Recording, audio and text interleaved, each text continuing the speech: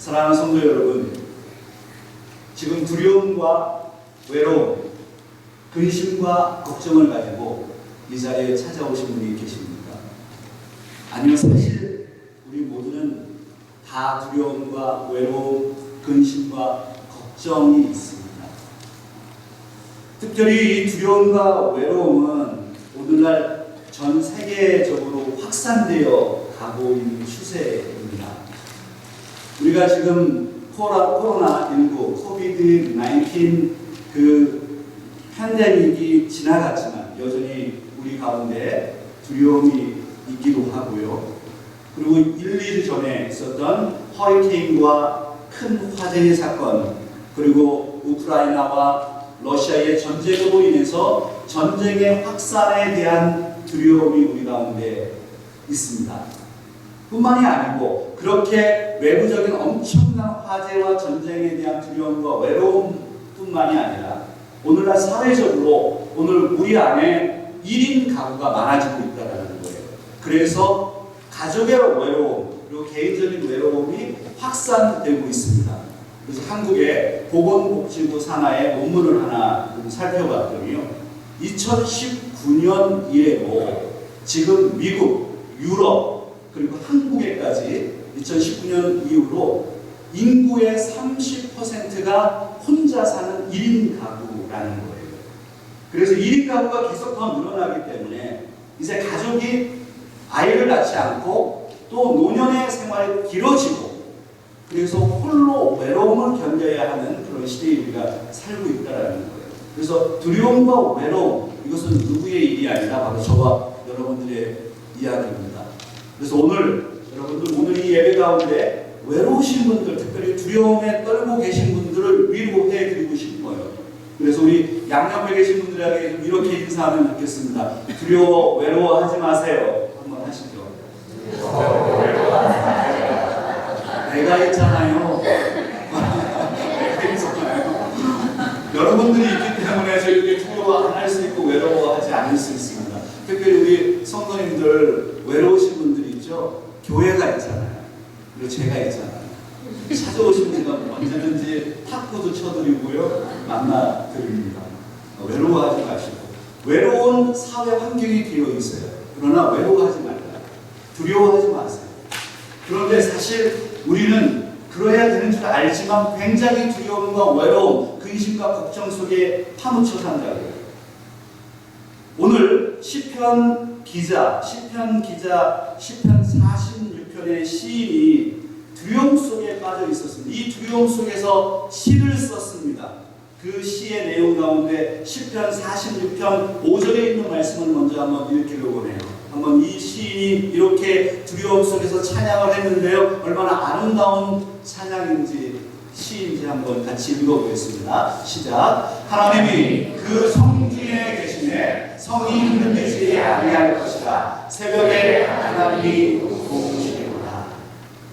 참 아름다운, 그래서 우리가 찬양으로 했던 얼마나 아름다운지, 하나님이 그 성에 계시네, 하나님이 내 안에 계시네, 우리와 함께 하시네, 하나님은 새벽에 우리를 도우시는 하나님이시기 때문에 찬양합니다. 지금 시인은 성 안에서 하나님이 계시다고 고백합니다. 근데 이 성은 무슨 성이냐는 거예요. 이 성은 시온성입니다. 다윗이 거주했던 시온성, 예루살렘 성입니다. 예루살렘 성은 바로 하나님의 임재가 있는 곳, 하나님의 임재의 상징을 의미하는 그 성, 예루살렘 성, 그 성에서 하나님을 찬양합니다.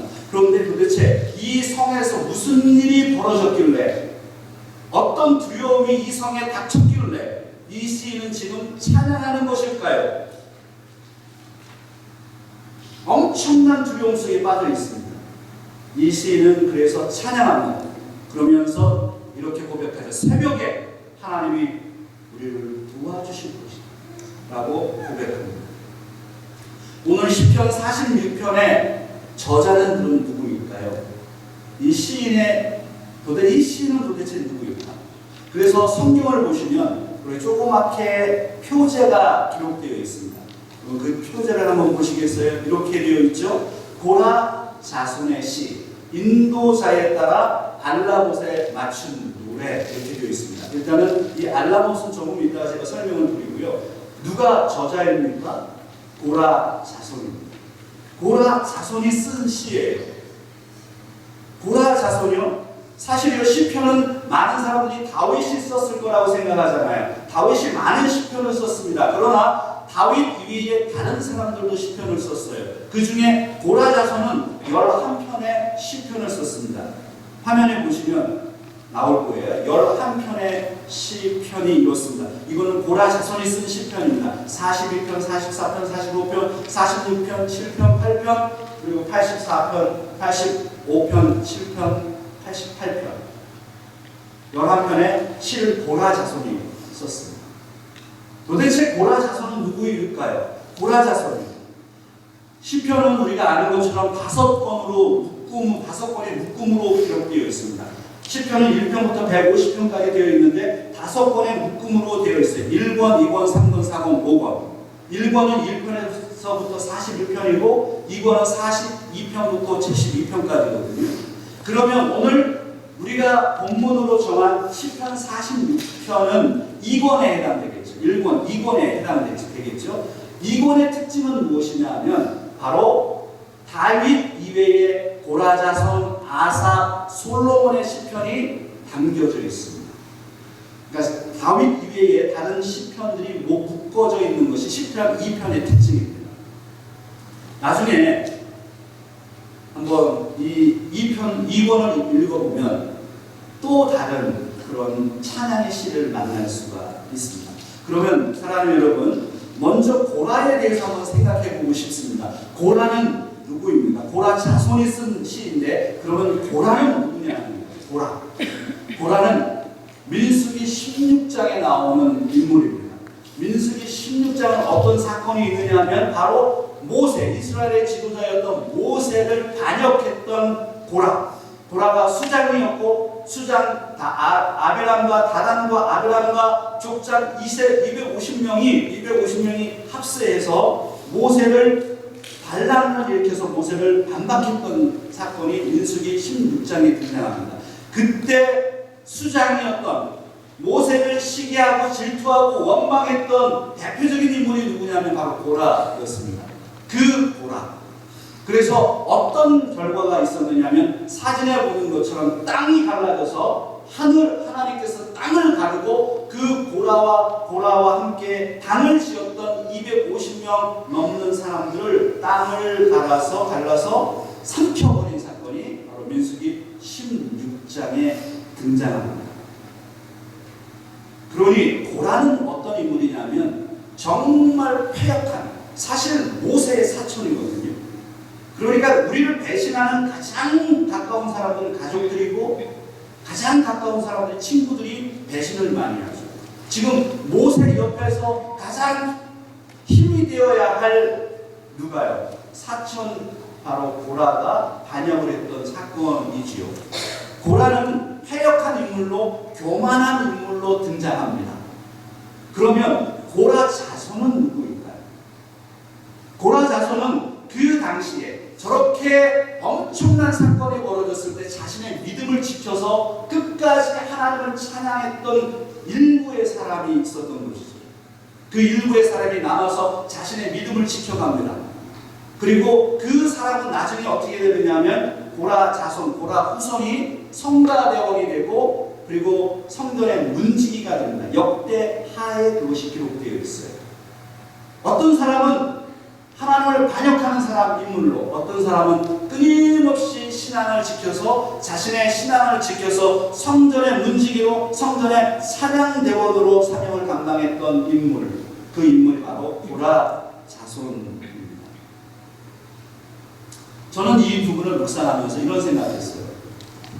조상은, 내 부모는, 내 할아버지는 패역한 사람일지라도 고라 자손은, 그 후손은 믿음을 지키며 하나님 앞에 충분히 성숙한 믿음을 지켜낼 수 있구나. 바로 지금 고라 자손이 그 모습을 보여주는 것이죠. 그래서 여러분 이렇게 한번 적용해 보면 좋을 것 같아요. 우리 과거에 우리 부모 배경이 어떻든 간에 상관없고요. 내가 가지고 있는 학력, 내가 가지고 있는 뒷배경, 그런 게 중요하지 않고요. 하나님 앞에서 우리는 누구나 동등하며 하나님 앞에서 내가 스스로 믿음 앞으로 나아갈 수 있는 존재입니다. 그렇기 때문에 내가 과거에 어떤 존재인지, 내 부모가 어떤 삶을 살았든지 상관없이 저와 여러분은 지금 하나님의 자녀인 것을 여러분 생각하셔야 됩니다. 지금 하나님 앞에서 내가 어떤 존재인지가 중요해요. 그래서 여러분 모두가 하나님 앞에서 단독자로 서서 믿음 있는 사람들 다 되시기를 주의 이름으로 축원합니다. 그리고 두 번째요. 그러면 오늘 시편 46편의 배경을 좀 살펴보려고 합니다. 오늘 시인은 아주 어려운 상황에 처해 있습니다. 그 상황이 도대체 어떤 것이었을까? 시편 46편 1절로 3절에 있는 말씀이에요. 1절에 3절에 있는 말씀 한번 같이 읽기를 원합니다. 하나님은 우리의 피난처시오 힘이시니 환난 중에 만날 큰 도움이시라. 그러므로 땅이 변하든지 산이 흔들려 바다 가운데 빠지든지 바닷물이 솟아나고 뛰놀든지 그것이 넘침으로 산이 흔들릴지라도 우리는 두려워하지 아니하리로다. 아멘. 지금 시인이 무슨 이야기를 하느냐면요, 어마어마한 환난 가운데 있다는 거예요. 그래서 땅이 흔들려서 땅이 솟구치고요, 바닷물이 흉용해가지고 땅을 뒤엎고 그 산들을 넘어뜨리려고 하는 어마어마한 사건에 직면해 있는 거예요. 그래서 두렵다는 거예요. 그러면 여기에 그 산을 흔들 만한 어마어마한 사건은 도대체 무엇일까? 그 사건은 사실 아수르 제국이 이스라엘에 침략한 사건입니다. 이건 학자들이 이 본문을 그렇게 해석하고 있습니다. 어떤 사건이냐면 히스기야 시대의 사건입니다. 히스기야 왕을 여러분 기억하시죠? 그 히스기야 왕 때 아수르의 산헤립이 예루살렘을 쳐들어왔습니다. 그래서 모든 성들을 다 불사르고 바로 한 성만 남았습니다. 예루살렘 성. 그 성은 하나님을 모시는 성이었고 그 성을 잃어버리는 것은 어마어마한 사건이었어요. 그때 옆에서 누가 조언을 하느냐면 선지자 이사야. 이사야가 히스기야 왕 때 사역했던 선지자입니다. 히스기야 왕에게 조언을 합니다. 왕이시여, 하나님에게 기도하십시오. 하나님이 도와주실 것입니다. 그래서 히스기야가 그 이야기를 듣고 하나님 앞에 눈물로 기도합니다. 그랬더니 상황이 역전됩니다. 그때의 그 순간을 보면서 지금 시인이 시편을 기록한 거죠. 어떻게 됐느냐면요, 시편 6절로 8절에 있는 말씀을 한번 또 읽어볼까요? 같이 읽길 원합니다. 문나라가 떠들며 왕국이 흔들렸더니 그가 소리를 내시며 땅이 누갔도다. 만군의 여호와께서 우리와 함께 하시니 야곱의 하나님은 우리의 피난처시로다. 와서 여호와의 행적을 볼지어다. 그가 땅을 황무지로 만드셨도다. 그 기도 이후에 어떤 일이 있었느냐 하는 거예요. 지금 시인이 다시 시편의 내용이 바뀌어 있죠. 찬양을 합니다. 하나님께서 우리를 도와주셨고 하나님은 우리의 피난처시고 하나님께서 우리와 함께 하신다라고 찬양을 합니다. 하나님이 우리에게 행한 행적을 보라 라고 이야기합니다. 무슨 일이 있었느냐 하면 그 기도 이후에 열왕기하 18장과 19장에 보면 이 사건이 등장하는데요. 밤에 새벽에 아주 어둠이 짙게 깔려있는 그 새벽에 하나님께서 일을 하셨어요. 그 일이 무엇이냐면 여호와의 사자를 보내서 그 여호와의 사자가 칼을 빼들고 바로 아수르의 진영에 들어가서 거기에 있는 18만 5천 명을 다 칼로 베어버리기 시작합니다. 모두 다 그 짧은 시간에 18만 5천 명의 아수르의 군대를 죽여버립니다. 아침에 깨어나니까 산헤립이 보니까 자기의 군영에 있는 모든 사람이 죽은 것을 보고 전쟁을 포기하고 돌아갔습니다. 그 사건을 보면서 이 시편 46편의 보라 자손이 이 찬양의 시를 만든 것이고 하나님이 역사하시는 거예요. 두려움 속에 그 새벽에 사람들은 떨고 있습니다. 그 떨고 두려움과 외로움 속에 빠져있는 그 이스라엘 백성들을 하나님이 사랑하셔서 하나님이 나타나셔서 하나님이 전쟁하시는 하나님, 그래서 우리를 도우시고 우리와 함께 하시는 하나님을 찬양하는 것이죠. 그래서 이 시편의 마지막에 9절부터 11절에 이렇게 기록하고 있습니다. 한번 같이 읽어보겠습니다. 그가 땅끝까지 천정을 쉬게 하시며 활을 꺾고 창을 끊으며 수레를 불사르시는도다. 이르시기를 너희는 가만히 있어 내가 하나님됨을 알지어다. 내가 문 나라 중에서 높임을 받으리라. 내가 세계 중에서 높임을 받으리라 하시도다. 만군의 여호와께서 우리와 함께 하시니 야곱의 하나님은 우리의 피난처시도다. 아멘. 너희는 가만히 있어 주가 하나님 됨알지어다. 열방과 세계 가운데 주가 높임을 받으리라. 너희는 가만히 있어 주가 하나님 되심을 알지어다. 너희는 가만히 있어. 우리는 할 게 없는 거예요.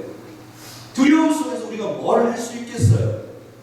그러나 하나님이 하시니까, 하나님이 도우신다는 거죠. 사랑하는 여러분, 오늘 이 자리에 어떤 두려움과 외로움과 근심과 걱정 가운데 이 자리에 찾아오셨습니다. 내가 할 수 있는 일이 아무것도 없을 때가 있어요. 그때 아무것도 하지 마세요. 뭐를 해야 되느냐 하면 하나님을 바라보시고 하나님의 도우심을 간구하세요. 그러면 하나님이 그 두려움 속에서 우리를 건져 주실 것입니다. 설교를 좀 정리해 가겠습니다. 하나님은 어떤 분이신가요? 오늘 이 본문에 등장하는 시편 46편에 등장하는 하나님은 어떤 분이신가? 하나님은 우리의 두려움과 외로움을 찬양으로 바꾸어 주시는 분이십니다. 여러분 믿으십니까? 네. 같이 한번 따라하면 좋겠어요. 하나님은 우리의 두려움과 외로움을 찬양으로 바꾸어 주시는 분이시다. 그래요.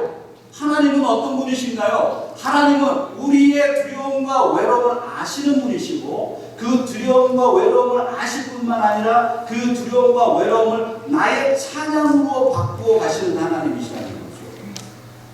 하나님을 만나는 게 중요해요. 하나님이 모든 상황을 역전시키십니다.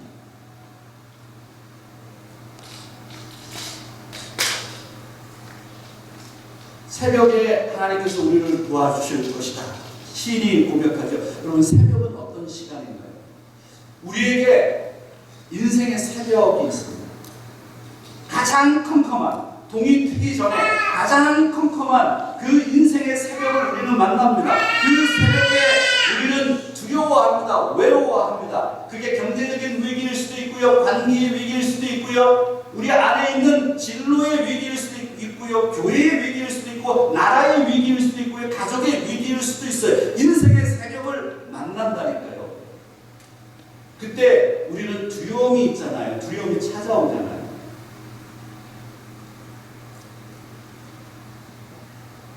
그때가 바로 하나님을 찬양할 때인 거예요. 그때가 바로 하나님을 찬양할 때예요. 저도 새벽에 두려움에 빠져봤던 적이 있습니다. 지금도 물론 그렇죠. 근데 한번 제 에피소드를 한번 소개하고 싶은데요. 제가 지난주부터 군대 얘기를 자꾸 하게 되는데 설교 시간에 안 해야 될 이야기 중에 군대 얘기가 껴있는데 꼭 군대 얘기를 어떻게 하게 됩니다. 제가 홍천에서 근무를 할 때 지금부터 30년 전이니까 30년 전에 제가 근무를 했네요. 그 30년 전에 홍천은 어마어마하게 추웠습니다. 지금도 그 홍천강이 있거든요. 그 강의 강바람이 정말 칼날같이 차갑습니다. 그런데 제가 겨울에 보초를 서게 됐어요. 고초를 쓰게 되는데 쫄병들은 좀 안 좋은 시간에 고초를 씁니다. 주로 1시, 2시, 3시 뭐 이럴 때 고초를 씁니다. 그때 얼마나 피곤하고 졸려요. 근데 깨우면 나가서 고초를 써야 되는데 겨울에 칼날 같은 그 추위에 고초를 쓰는 게 정말 어려워요. 힘들어요. 고초를 쓰고 있는데 깜짝 놀라게 됐어요. 막 두려움이 찾아오는 거예요. 저기 멀리서 귀신이 저를 쳐다보고 있는 거예요. 귀신이 쫙 아무도 없지 않은 깜깜한데 귀신이 저를 쫙 쳐다보는데요. 진짜 막 머리에서부터 발끝까지 쭈뼛쭈뼛하고 막 쓰고 등에서 땀이 나는데 그 도망갈 수가 있어요. 제가 고초를 쓰는데 얼마나 두려운지.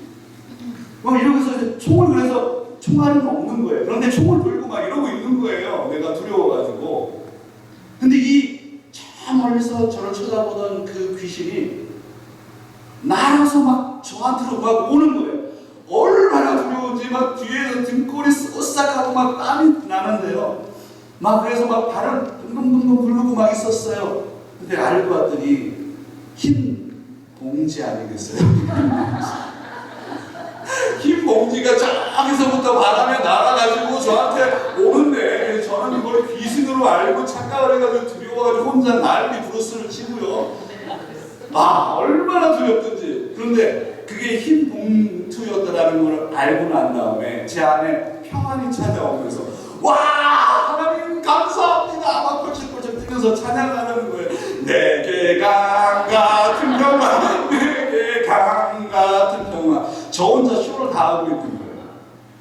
여러분 두려움이라는 게 아무것도 아닌데 두려움이 막 찾아와요. 아무것도 아닌데 스스로 두려움을 몰고 온다니까요.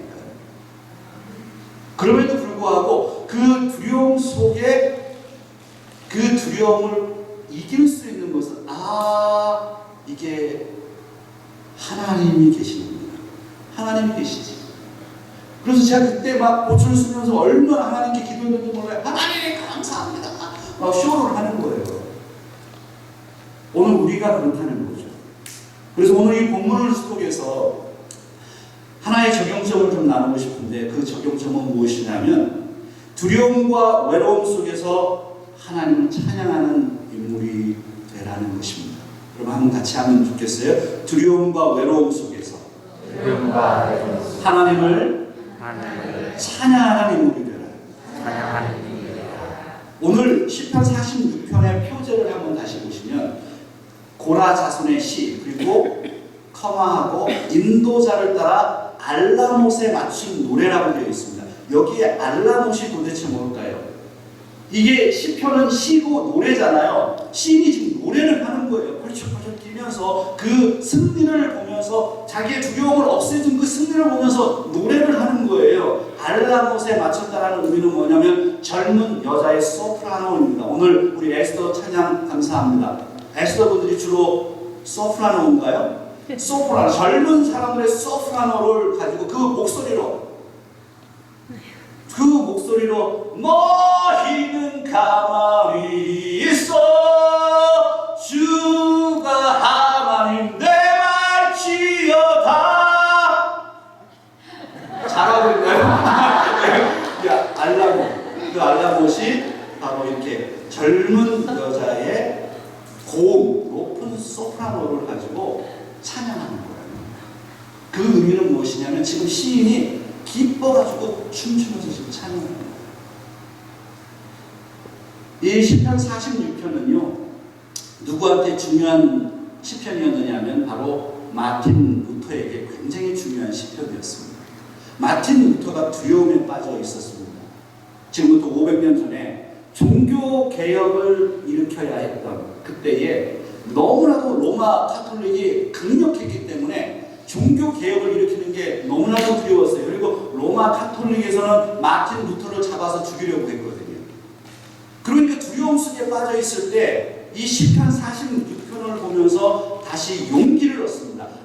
네 두려움 속에 여호와 하나님께서 나와 함께 하시는구나라는 것을 깨닫고 난 다음에 루터가 쓴 시편, 찬송이 있어요. 그게 무엇이냐면 내 주는 강한 성이요 내 주는 강한 성이요